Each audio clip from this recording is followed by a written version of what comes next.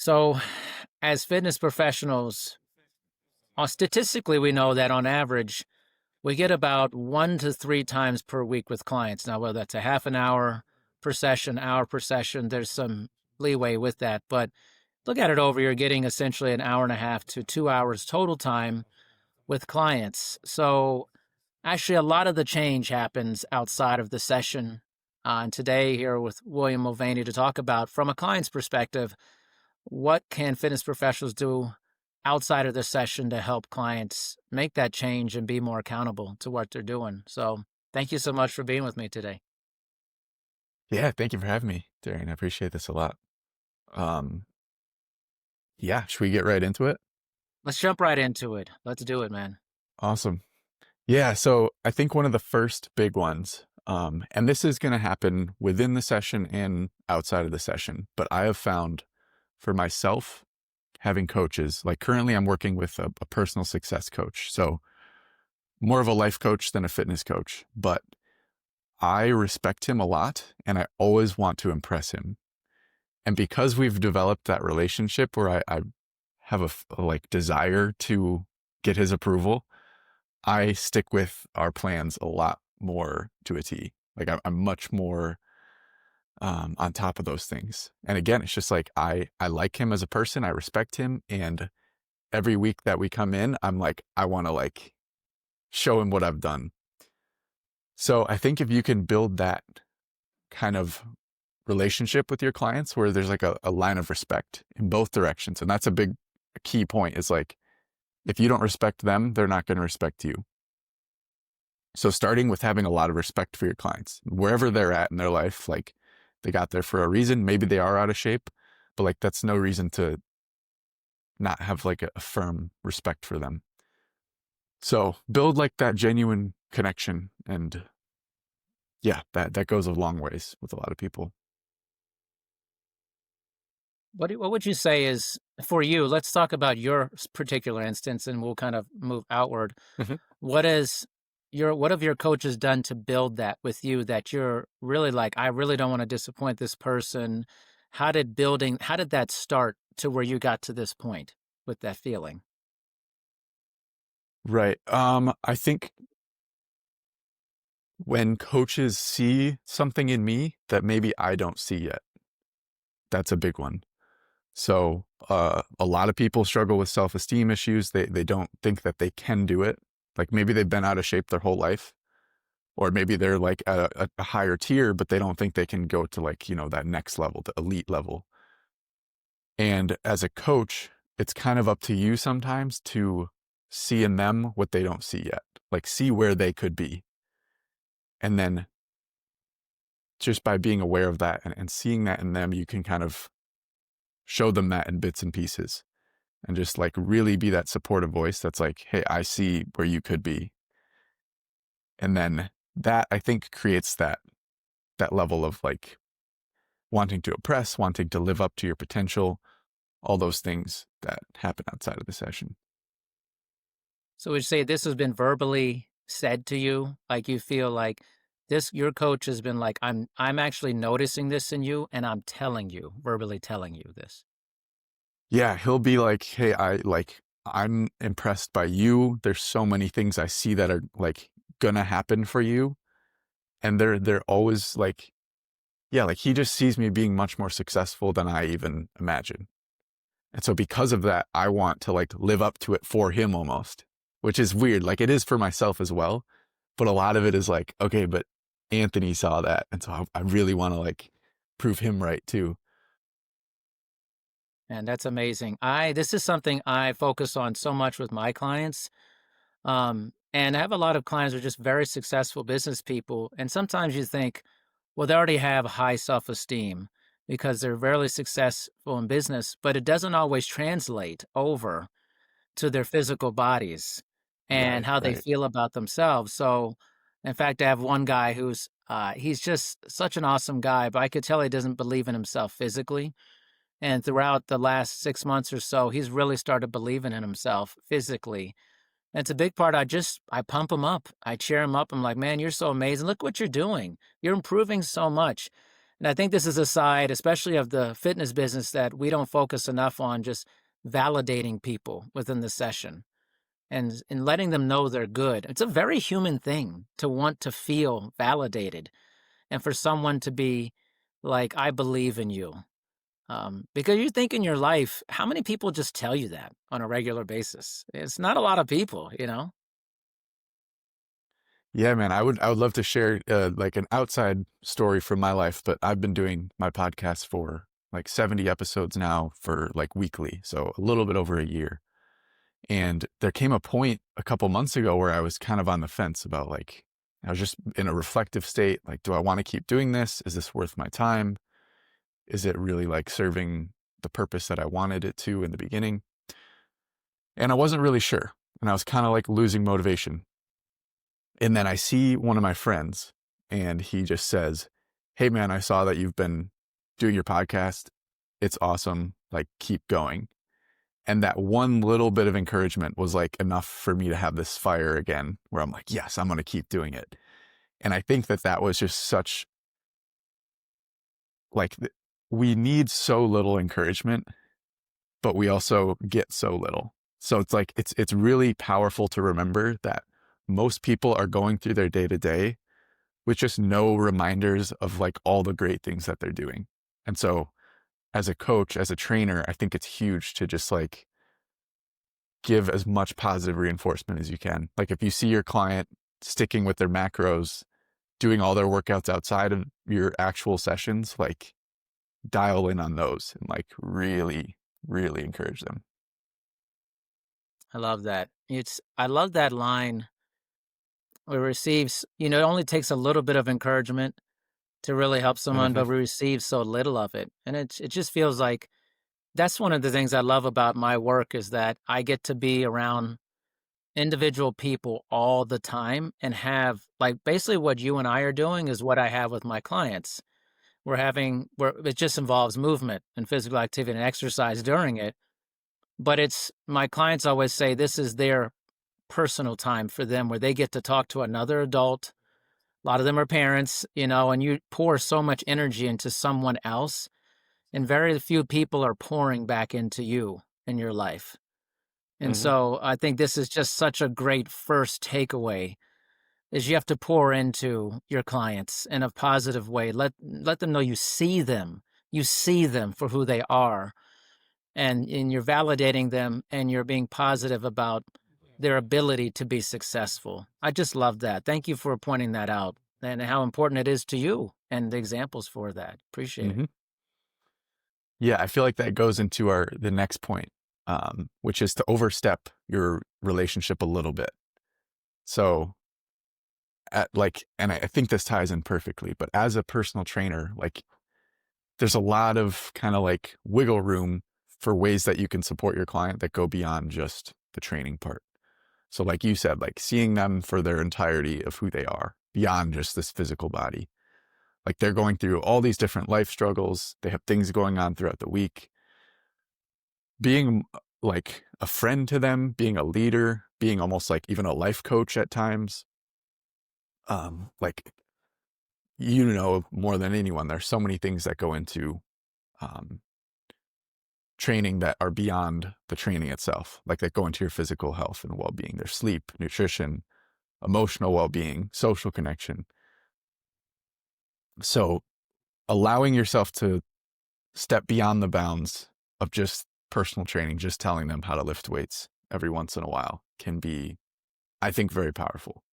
And opening up kind of like giving them permission to lean on you for these other areas as well. Man, I love that. I feel like this is an area that I have spent actually a huge amount of time in my training business. So one of the things I learned early is that clients really like things outside of the session, like fun things. So many years ago, I started several fantasy football leagues, and many of my clients are in these leagues. And it's just another thing to do together that has nothing to do with training, but we're creating that glue with each other. Or we'll go out to dinner together, or we'll do some fun activity together. And it just cements the relationship. So no longer is it just we have a training relationship, we have a social emotional relationship, a recreational fun relationship. And I feel like that's one of the keys to client adherence, sustainable business practice, is to make it more than training and make it more Hmm. than coaching. That you're not only getting me as your coach, your trainer, you're getting me as your friend, as a confidant, as someone else who wants to spend time with you recreationally in your life. That's often missed by the coach as they try to make it a transactional process, like overly businessy with it, you know? Right. And I think to do that as a coach, you have to let go of like, you have to see them as human. You can't see them as, oh, how much money am I making off of this person? Because as soon as you start thinking that way, then you're like, oh, how much time should I spend with them? How much is this person worth? And that's just like a whole calculation you probably don't want to do. So for that, and I think my coach does this excellent as well, is he sees me fully as a human. He's always willing to share his time with me outside of coaching sessions. And it's just like, I can feel from him that like, yes, I pay him and I support, like I help support his life in that way. But at the same time, he is not doing it because of the money. Like he would do all these other things regardless of the pay. So you need to see your clients as humans and for the entirety of them as a human. That's amazing. I just, I love these points, man, because they're just so, it's about training, but it's not, it's the personal side of it. So what would you say if someone says, well, I think that's a great idea, but how do I know the line? In terms Mm, of that, how far, what's maybe like is too far to go, or I feel like maybe this may be uncomfortable doing something like this. right, right. I mean, I would say like, again, like you said, they're signing on as a friend. So the more that you can just be like, I don't know, like that line seems to be the same thing as what you would do for a friend. So if you have Yeah. friends who like, become, they kind of become draining and they ask for too much, I think that's a similar thing with the client. So pour into them as much as you can, give them as much as you can, but as soon as it begins to take away from yourself, that's kind of a time to question, this relationship and see if it's still working out for you. Have you Yeah. experienced that yourself? Uh, Not necessarily. Um, it's never been like, well, is this too much? Because I think I adhere to what you just said. Like I'm monitoring the relationship. It's the same thing if like collegial relationships, other trainers and stuff. I'm monitoring those relationships too. Some colleagues I'm significantly closer to and some I'm not. And it's really just based off of a feeling for that. I mean, some of my clients I'm much closer to, some less close. And I think it just depends on the vibes we have with each other. But I'm also still always thinking about how do I personalize it for them? And we can connect in ways that make sense for that. But I also know that there's trainers out there who struggle with the personal side. I had made a comment one time that I really like telling my clients how I feel about them.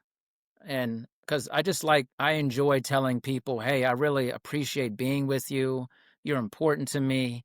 This is so rewarding for me. You're an amazing person. And I remember one of my colleagues contacted me and said, "Oh, I would never do that. I don't know. It just feels weird to me to be like that." And then I also had it was like in a Reddit forum, and I was talking about this, and a client said to me, "I would be weirded out if my trainer were so open with me about their feelings about me." So I guess there is some pushback on some level about being vulnerable and open with some people do one that way, but I'm not sure that's the majority feeling. In my 25 years of doing this, most clients want the personal relationship, I feel. Yeah, that would be my um, suspicion, is that the majority fall on that side. Um, and this actually brings perfectly into my last point I wanted to make about this, but to be open about yourself. Like I think we all have kind of the idea of the personal trainer who's just kind of standing there with his arms crossed and just like directing, do this, and it's like he's like a robot. And you're like, wow, this guy is perfect. He wakes up every morning at 4 a.m. He goes and lifts for 5 hours, and then he comes and trains me. And it's like, that's not the truth, right? Like he is a human being with emotions and with his own struggles. And so I think there's a place for it. It doesn't mean like to every day, like bog down your clients with your problems, but like share the fact that you are also a human and you're going through these same things. And I think that also will build on that whole like respect thing and like the wanting to impress and wanting to do something because you want your trainer to be proud of you. It's like if you see them as a human and you have that human to human connection, there's a lot more space for that to grow rather than like, oh, my trainer is just this like, again, like this robot who just does all his stuff. And like, I don't really know that much about him, but he just seems like he just kind of is automatically motivated and never has any problems. So yeah, I think, and similar to what you were saying, some people might be looking for that. They might be looking for like, hey, I just want a trainer who's just going to train me and that's it. And I don't want anything else. I just want him to tell me exactly how to do the exercises and nutrition and then call it there. But I don't think that's most people. I think most people are looking for the human connection.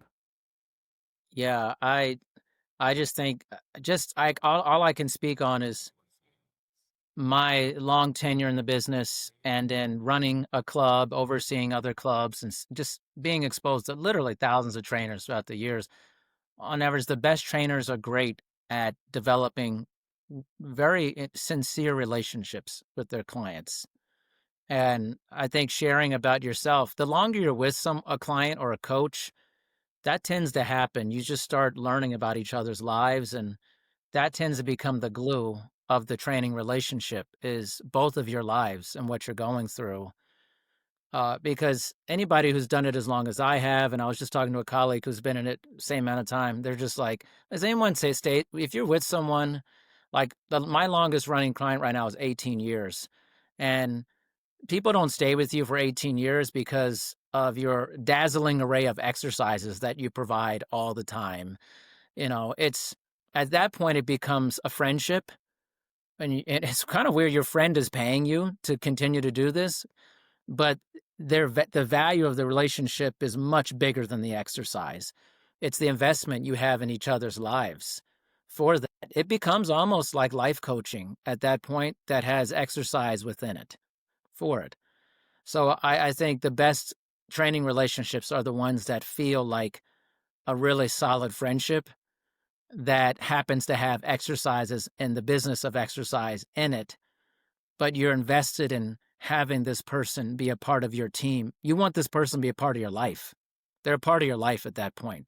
They're a family member. I mean, I've had clients go, Darian, you're the longest relationship I've ever had in my life in any form. Like this is like the longest thing. Is one guy goes, I've been with you longer than I've been with my wife. It's like I talk to you probably just as much.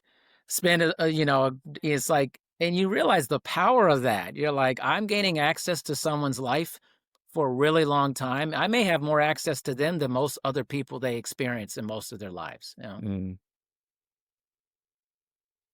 So are you selective with clients because of that fact? Like, do you have to kind of think about like, do I want this person to be fully in my life? Does this person make sense for me? Or is it more like I see good in everyone and I'll like, help them bring that about if it is someone who's less of a match? I think, in the beginning, you're just taking on as many people as possible because you're just trying to make a living, honestly. Hmm. But as you go along, it definitely becomes more selective. And either purposefully, like on the trainer's part in selecting clients, or in my case, it's referral based. I don't have to select people. I'm always getting referrals, and referrals are always a slam dunk because they're Mm. essentially referenced clients from other people. They're already been vetted for me. in this sense. So it usually works out to be really quality relationships from that. In the past, I've had a few where I'm like, this isn't enjoyable for me. And then I just wouldn't invest into it, like personally, that much. But also, they weren't giving me much either. They weren't investing much either. So it was kind of like, and those things kind of naturally close off over time. Mm-hmm. But I would say those are pretty much failed relationships because both people aren't really that into it. And I always look at training and coaching as I'm serially dating people for a really long time. I'm in a serial long-term committed relationships with like 28 people right now. And it's pretty daunting if you think about it from the outside, but I also think I've been married for 21 years and it's been awesome. I use the same traits that make my relationship with my wife. I use those same principles with my clients and it's been very successful. So that's why I think the majority of people want the relationship because I think we're relationship starved in our society. We're just starving for good quality relationships where people actually care about us. I think a lot of people go into training or coaching because they actually want that. That's what they actually want. And their goals and other things are a nice platform to do that, to enter into a Mm-hmm. relationship. I have this race. I have this competition. I want to feel better about myself. I want to be a better, I want to play basketball more often. You want friendship too. If most people admit they want a friend in the relationship.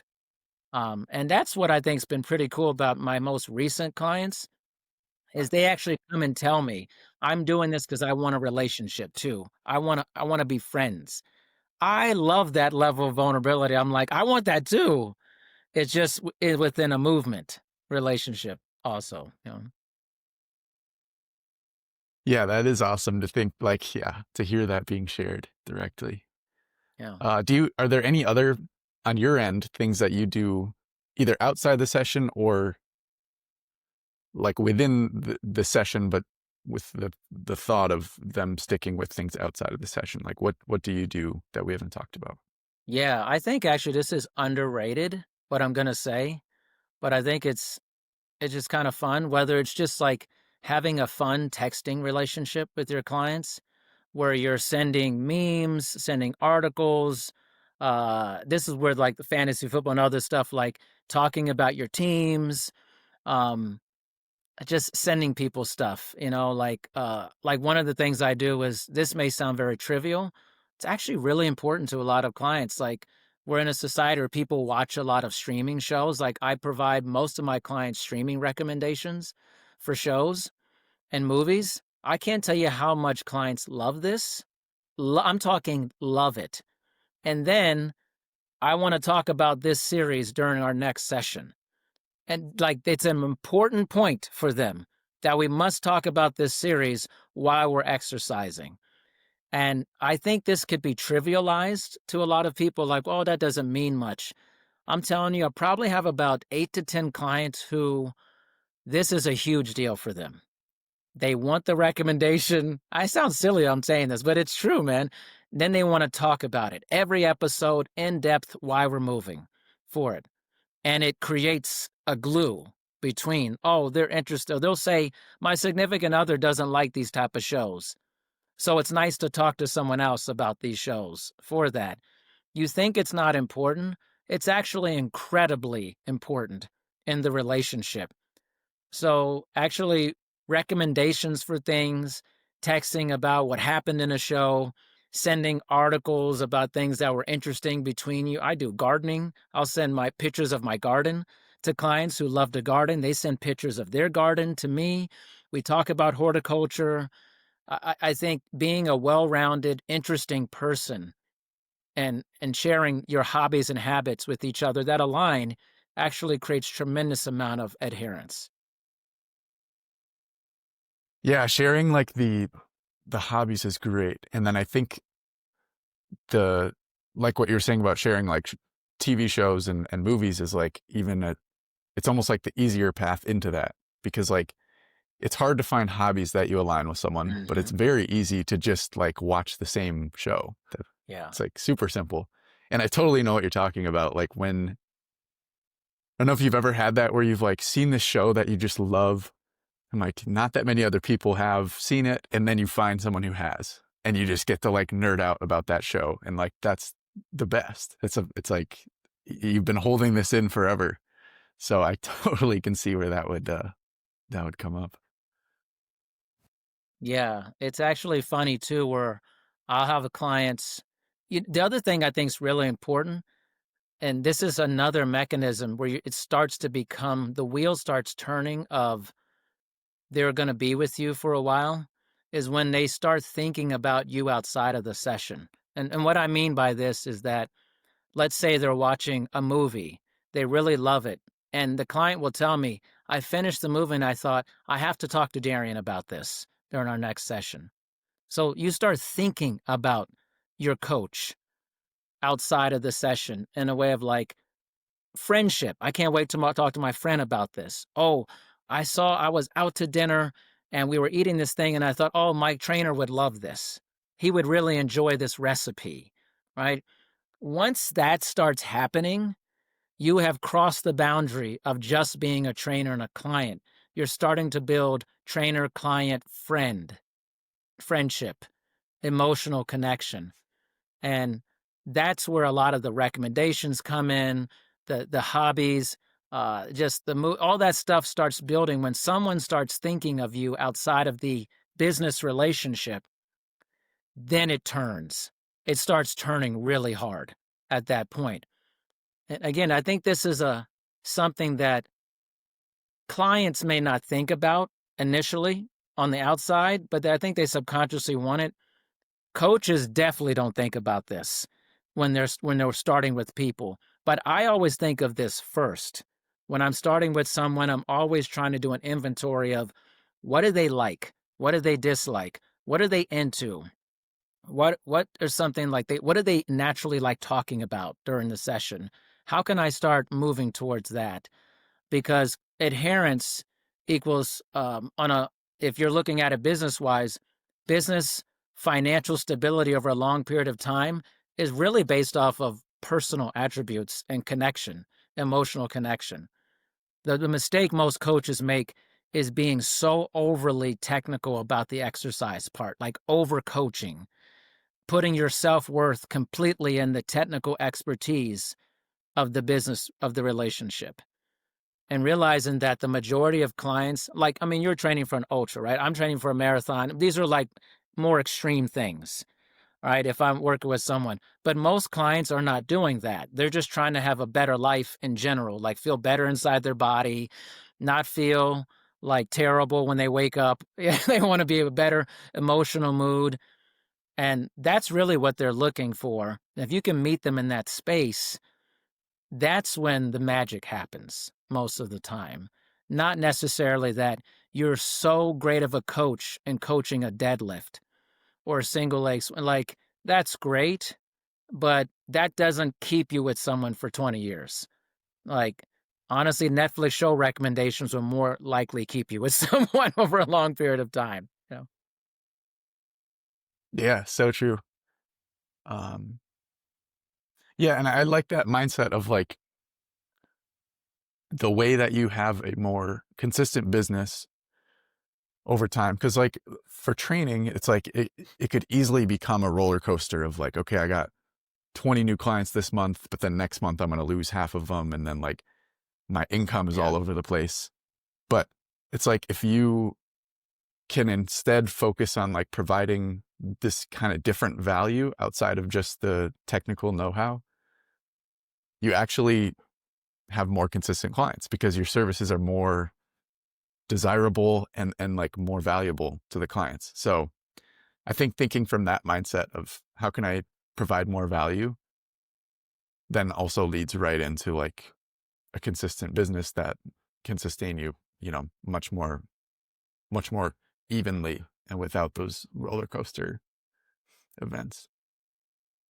Yeah, I think, one of the biggest things, William, is and you talked about this on the last point about yourself, like sharing yourself. And I also kind of equate this to the coach has to be aware of their presence in other people's life. And so what I mean by this is how do they project their personality, their feeling of who they are as a human to other people? To me, this is the biggest misstep for most coaches, is that they don't understand themselves. So they may say things like, I'm struggling to have regular clients or consistency with keeping people.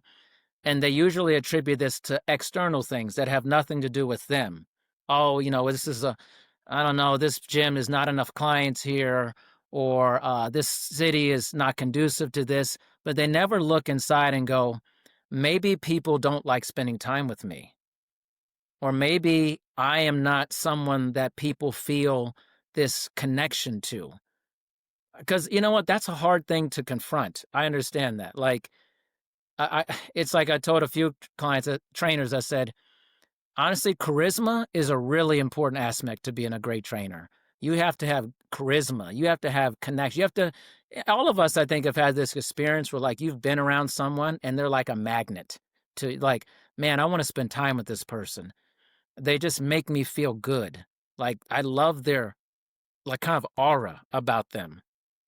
And part of being great at this particular business is knowing if you're that type of person, or if you're willing to build into being more outgoing, engaging, more interesting. I would say one of the worst traits of a trainer is to be a boring trainer, is to have no personality, no excitement, no juice. You're just overly technical. You're not fun. Like, fun is a huge quality of a coach. Does this person feel like someone I'd want to hang out with? If you don't know that about yourself, this actually may be destroying your business, that you're just not interesting. I know that sounds kind of harsh, but like, being interesting is an important part of helping clients stay with you. Are you interesting? Are you compassionate? Are you loving? Are you caring? Do you have interesting things you're into? Or do you come to the session level-headed, fun? Or plenty of trainers come to sessions and they put all of their garbage onto their clients. They're just not happy people. And this isn't your therapy session with the people. So looking inward is also really important, is that your business may be declining because you're not evaluating your own presence with other people. Yeah, there's a parallel I'm noticing. So I'm really I love stand-up comedy as a fan, and I do have a goal to just like try an open mic just for the fun of it. I'm not like planning on pursuing it, but I'm like, this is a scary thing that I want to confront and just like do it once. Um, but there's a thing in stand-up comedy, which is that in order for people to laugh at your jokes, they need to like you first. Like, it's basically necessary. Like, if you really hate the person on stage, he could say the funniest thing in the world, and all you're thinking is like, oh, that he's annoying. He said it for this reason. I didn't like that. If you like them, then you would actually laugh at the funny jokes. So it's like a necessary precondition. And I feel like there's something similar here, which is like, you're not going to get the most out of a personal training relationship if you don't like your trainer first, because any of their advice kind of comes through this filter of like, oh, why is he telling me this? I don't really like want to do it. There's all these different levels, versus if you start with like this, that you like this person, I like this trainer, that's a whole different thing. And that's not to say to be like fake and just try to get people to like you, but it's more like being your authentic self, being like showing personality, like you said, bringing energy. All those things are what actually cause likability, and like trying to get people to like you often does the opposite when you're overly agreeable and doing those kind of like things, like, you know, people pleasing. Like, people don't like that. They can see through it. So Yeah. It's just like the relatability factor is usually not discussed in formalized education for trainers and coaches. It's always the anatomy of the body, exercise physiology, maybe to some extent the business, which is often done really poorly. understanding program design and planning, workouts and stuff. But I'm always a big proponent of like the first step in any, because this is a relationship business. It's all about relationships to me. And I always tell my students who are going to become trainers, the first step is not how to program a great workout. The first step is understanding you. Is this something you actually should be doing? Are you someone that people like spending time with? If you tell me that, oh, a lot of people really don't enjoy my time, or they're just, I have a hard time connecting with people, I'm going to direct you to not be in this business at all. And this is not for you. And if you can't pass that litmus test of likability, relatability, just like you said with stand-up comedy, it's going to be a hard business for you. And so the first step is not great program design. It's great connectivity, great relational design, and understanding, am am I someone other people want to spend time with? Most people don't ever do that calculus for themselves. Like, for people who are going to watch this, I want you to take a sheet of paper out or write on your phone, whatever, and write, am I somebody people want to spend time with? Like, be honest about it. And if that answer is, I don't know, I'm not sure if people really like spending time with me, that's a huge red flag. That's a massive red flag right there, because your business is probably going to struggle tremendously. If you don't have any self-esteem about yourself and you think people enjoy being with you, the people are not going to enjoy being with you in that. I have a client who told me about a trainer she knows that said this person doesn't like being around people. Like, their ideal time is to go and be by themselves in the woods. This is a huge mistake, in my opinion, to be in a business that's literally all about building relationships and loving, caring, supporting, cheerleading, championing other people. Compassion is gigantic in our business and any coaching biz, whether you're a run coach and you're working with someone, think about it, you're training for ultra, right? I mean, this is a huge deal. Huge deal. There's ups and downs in training, I mean, I was a collegiate track athlete. Every week was an up and down emotional roller coaster in training, self-doubt. Uh, can I do this? I'm so tired. Oh my gosh. I mean, this is so hard. I got to get up again and do this. Like, you have to meet people in that chaos of training regularly. Yeah, that's such a good point about so the first step, do people enjoy being around me? But I think the even bigger one is, do I enjoy being around other people? Because if you don't enjoy being around other people, no one's going to enjoy being around you. Like, you don't want to hang out with the guy who, like, you can see is like dragging his feet. He doesn't even want to be here. Yeah. He's not like interested in engaging with you. Like, all those things are necessary to be, like, to have that likability, that thing where people enjoy spending time with you. You have to be into it first. And if you're not into it, no one's like you said, that's where you get the trainers who can't hold on to clients and can't get clients to sign on. Yeah. So I think that's huge. Like, do I enjoy being with people? Am I that kind of extrovert? At least, for portions, it's okay if you kind of go back and forth, but you have to have some of that. Like, for me, I don't think I would make a great trainer for that exact reason, because I thrive more in like solo work, things that I'm working on by myself. That's where I'm the best.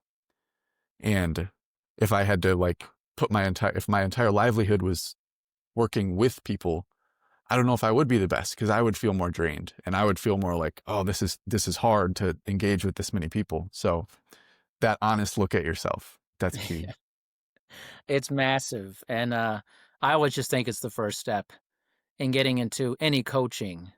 Because when you're coaching someone one-on-one or group coaching, it all comes down to the power of the relationship. You have to nurture these relationships. And most of us who are in these type of relationships, this is not a 9 to 5 gig. You know, this is commission work. This is a gig economy based work. So you don't get paid unless you work. And unless you work regularly, and you have to have people show up regularly to work with you. It's a huge show up industry. So if you can't get people to show up and you can't show up regularly, you're dead in the water completely. You can't really, you can't survive, which is why a lot of coaches don't make it, is because, you know, it's really difficult to give that energy to working with clients over and over and over many years. You're expending so much energy, and then you're taking a lot of energy in. And it's, you have to do a self inventory of like, am I someone that has a pretty large reservoir of connectivity with people?